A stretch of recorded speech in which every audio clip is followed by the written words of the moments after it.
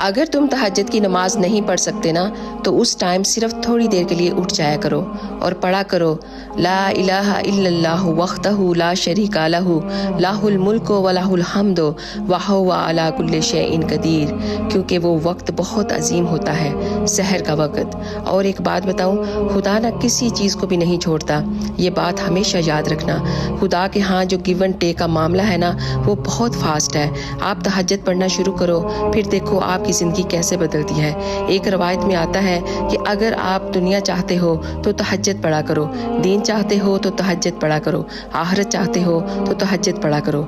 हदीस कुदसी है, परवरदिगार आलम फरमाता है कि ए मलाइका, जब मेरा बंदा रात की नींद की हालत में मेरे लिए खड़ा होता है और उसकी ठोरी उसके सीने से टकराती है, गवाह रहना मैंने उसे वो सब दे दिया जो वो चाहता है। सुभान अल्लाह। अल्लाह ताला हम सबको तहज्जुद की नमाज़ पढ़ने की तौफीक अता फरमाए।